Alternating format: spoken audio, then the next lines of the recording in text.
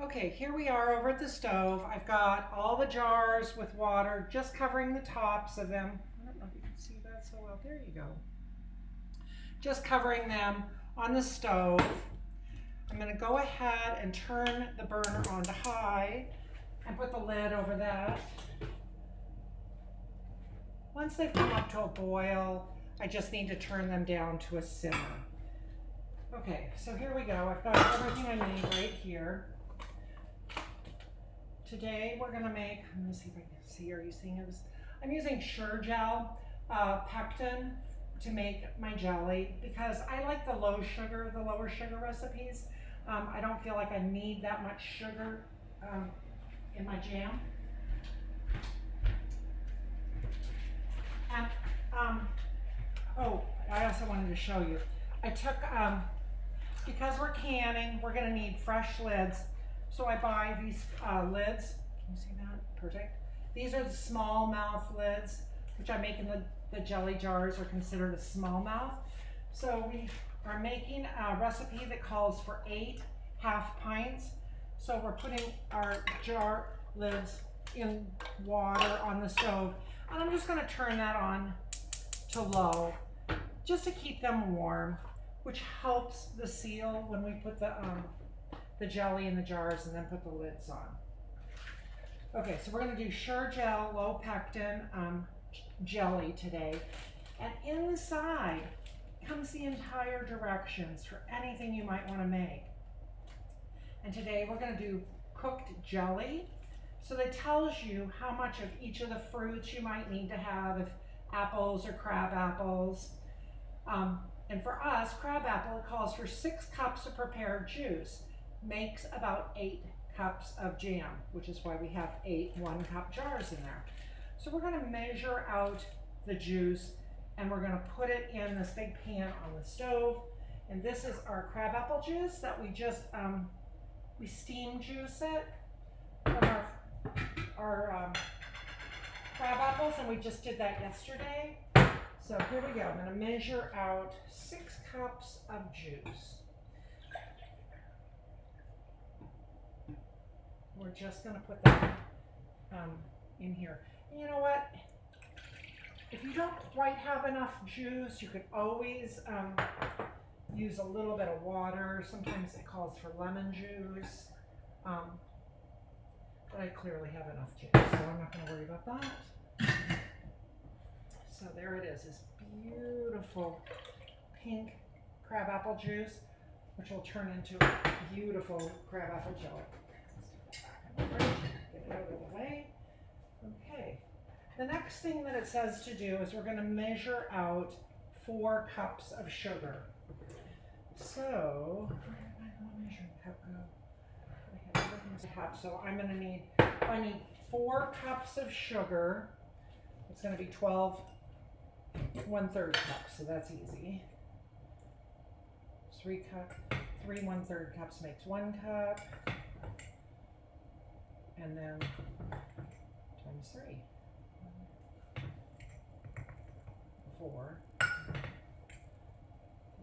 I always go a little scanty on the sugar. 1, 2, 3. 3 more 1/3. 1. And that's how 6 cups of juice turns into 8 cups of jelly. It seems kind of shocking when you first look at it, but it actually works out just perfect. Okay, so there we have it. There's our 4 cups of sugar. You know, if we were doing the high sugar variety, that would be like 8 cups of sugar. So, as shocking as this is, it's good to kind of know what you're putting in your belly, right? Okay, so the thing that we're going to do is we're going to take 1/4 cup of the sugar, or let's call it 1/3, since I have 1/3 of a cup measure here, and this isn't like rocket science. We're going to put that, and then we're going to mix the pectin, which comes in this little packet. Can you see what I'm doing here? I'm hoping you can see what I'm doing now. We're going to mix this together in a bowl, and the reason we take some pectin out and mix it separately is that it doesn't it would tend to float if you just put it straight into the juice. So adding the sugar to it helps it combine easier with the juice once we're into the cooking phase. Okay, so it says I'm gonna turn the heat on underneath my jam, my jelly juice. I'm gonna put it at about a medium high. Combine the sugar in large bowl, combine 1/4 cup sugar, bring mixture to a full boil, and then we're going to stir in the sugar. Stir into fruit. Oh, we're going to take this little amount right here.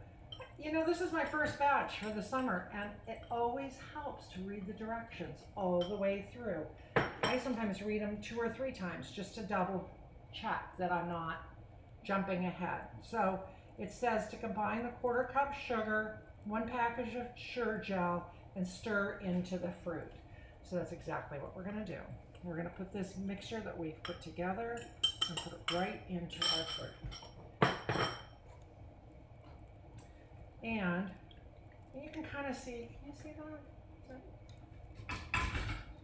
This isn't the best. Okay, we're going to watch the pan. That's what you're going to do. Okay, so we're just gonna stir this around. There's some lumps in here right now, and I'm just gonna stir them until they kind of smooth out.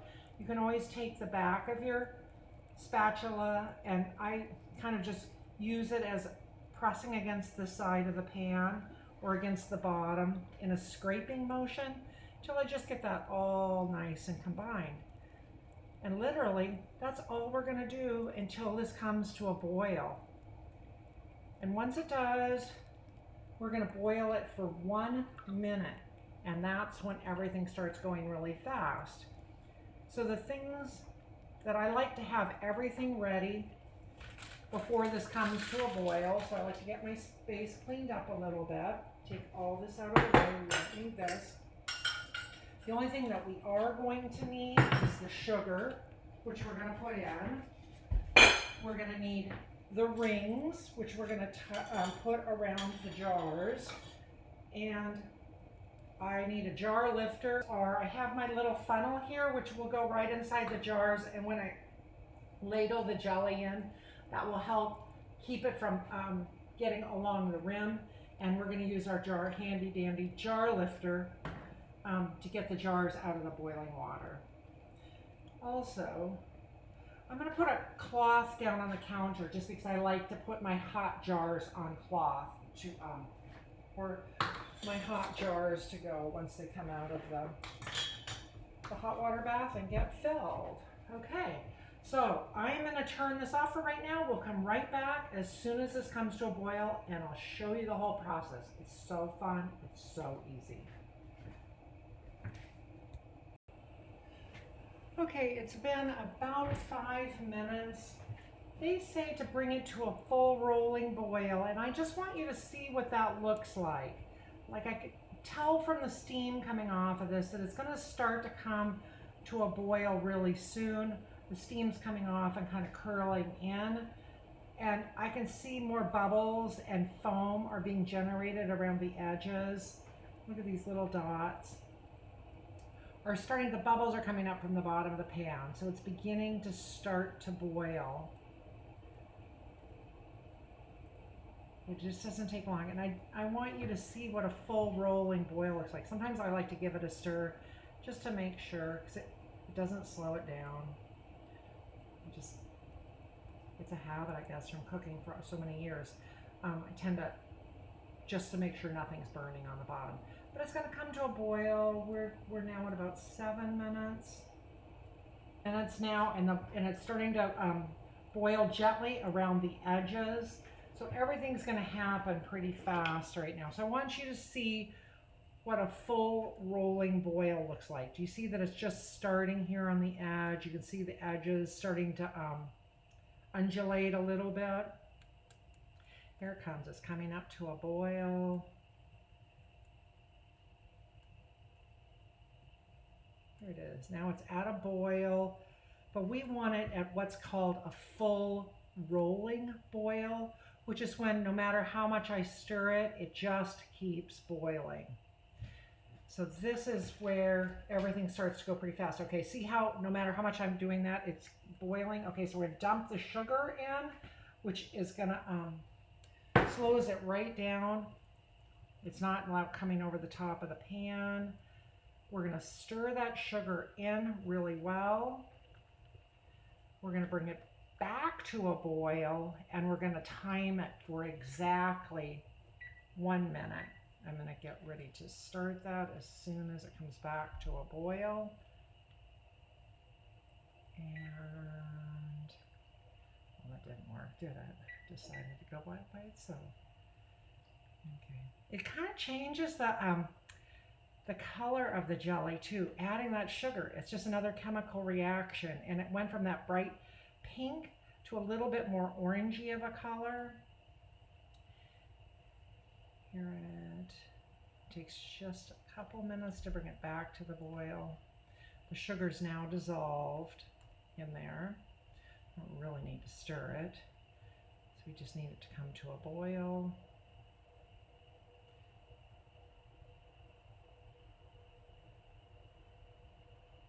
So I think right now the total time that since I put the juice on to boil, it's been almost 15 minutes. So this just really is a fairly quick process. It just takes a little preparation, getting all your rings, your jars, your lids, everything ready to go so that once this comes back to a boil, you time it for 60 seconds and then we just put it in the jars and you're basically done. Okay, here's our jam. It's coming. We've added the sugar and we're waiting for it to come back to a boil, and then we're going to time it for 60 seconds, and then it's literally going to be, everything's going to move really, really fast as we're going to take the jars out of the boiling hot water bath, set them over here. We're going to fill them, put the rings on. We're going to make sure that the rims are nice and clean, and then we'll put the rings on and tighten them up, and I'll just show you as we go. So let's see. It's actually boiling. Can you see that boiling in there? So I'm going to set the timer for 1 minute, and I'm going to turn it down a little bit on the stove just so it doesn't boil up and over out of the pot. Away. I'm going to keep stirring it because it's got all that sugar in there now and you don't want it to burn. Turning the stove down, we're down to 30 seconds. We're just over 30 seconds. Here we go. We're counting down. Keep stirring, keep turning it down. I've got mine in a heavy bottom Dutch oven. And I'll tell you, these Dutch ovens, really nice Le Creuset ones, they really hold the heat. So I could probably turn it off when it has 10 seconds, like right now, and it would still be boiling at the end. 4, 3, 2, 1. There's 60 seconds. So now we're going to start grabbing the jars. Excuse my reach. Set this right over here. We're going to start grabbing the jars out of the hot water bath with our jar lifter. You just grab a jar, dump the hot water out of it. I'm going to set it over here. I've got a 1 cup measuring cup, and I'm just going to dip that in there. I'm going to get it to stop dripping so much. And I'm just going to fill up that jar till it's 1/4 inch from the rim. And as I've been telling you, these aren't super precise measurements, so don't stress yourself out. Just, you can see from the outside of the jar, if you're filling it up, you're going to come up just about to the collar of it like that. So then put this over here, and don't worry about the rims. I remember how I told you they really want to be clean when we did the string beans. But we're going to go back and I'm going to wipe those all off. I've got nice paper towels ready to go for that. So this isn't a panic or anything, but you just want to be careful. Take your time. Just so fun. You're going to make your own jam this year, your own jelly. The difference between jam and jelly is that jam just has fruit pulp in it. Jelly's nice, especially when you're doing things like blackberry or raspberry, because then you don't have the seeds. You also don't have any fruit pulp. So that's the only difference between a jam and a jelly. You can make jams different ways. You can make jams, cooked jams or frozen jams. I prefer to do the cooked sort because then I can give them away as gifts for the holidays. And it's just so lovely to give somebody a nice jar of homemade jam or jelly. That way it's like opening a jar of sunshine in the middle of winter to have. And it just means more when you get it from somebody who made it themselves. Makes a lovely Christmas gift. Okay, so we'll just keep going. We've got 4 jars filled. We've got 4 jars to go. It always tastes better when you know that you made it yourself. I just think that's true. So we're just going to tip that a little bit. It helps scooping it out a little easier.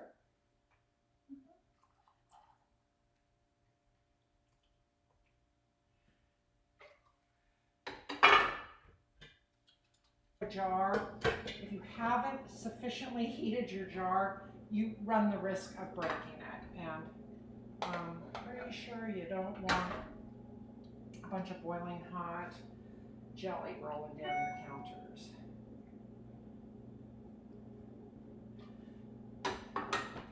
So definitely heat your jars up and just go one at a time.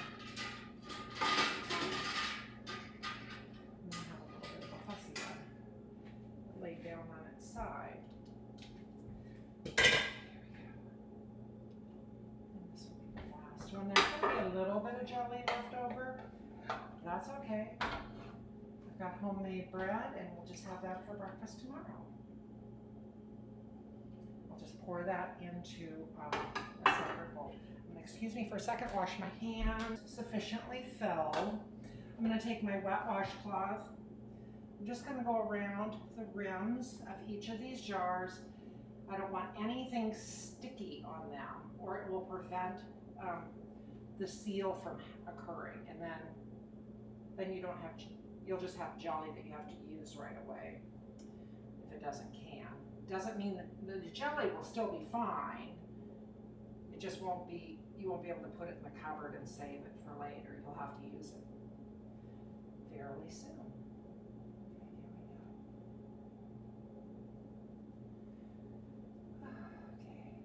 Then I'm going to go around, oops, I'm going to go one more time with a dry one. This is probably the most fussy part about doing jams or jellies or really any canning at all, is making sure that your rim is really just spotlessly clean and dry. Anything left on your rim is going to prevent you from getting that good strong seal. Sorry if I just keep belaboring that, but that's the only secret to jelly making or canning. Snug that down.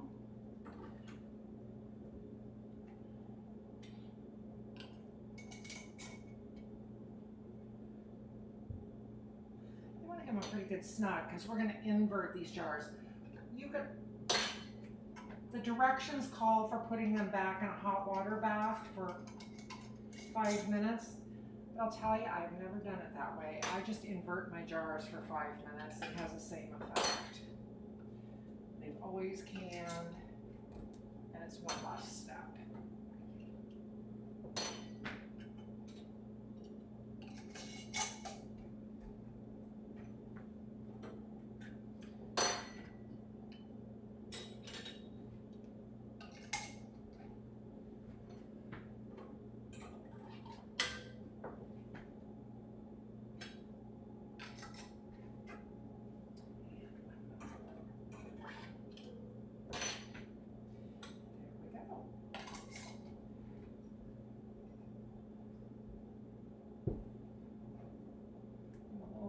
These jars are hot because they're obviously, you just put boiling jam in them.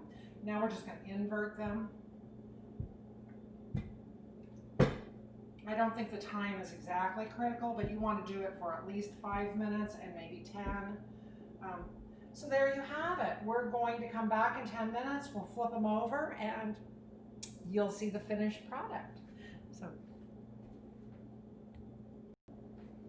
okay, we're back. It's been 5 minutes. In that amount of time, I got all the canning stuff cleaned up and put away, which is the great part about having these happen in sequential events, I guess. So, because you can, when you're done, you're just done. So here we go. We're going to flip these up. That's all there is to it. So you're just going to write your jars.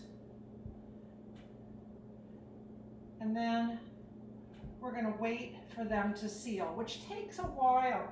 And I don't know, like I pointed out when we did the string beans, you can see just an ever so slight dome on the top of these lids. I don't know if you can see it in my lighting, but there's just this little tiny, let's see. I don't know if you can see it very well. I'm gonna look. At any rate, there's a little raised bit in the middle of each one of these lids. And as they seal, as the seal happens, there's just a little pop and they invert. And it's like it's the music of canning. It's the thing that your ear will start to hear it when they're canning, and it's like little happy pops. So that's all that's left, and we do have a little jar of jelly to use right away. Probably let it cool down. We'll have it for breakfast on homemade bread. And there you have it. Homemade jelly took about an hour from start to finish, and you have lovely low sugar jelly to enjoy for yourself and to share with your friends as a lovely Christmas gift. So thank you again for joining me for another episode of Cooking in the Kitchen with Dani, and we'll be back with another episode before you know it. Bye.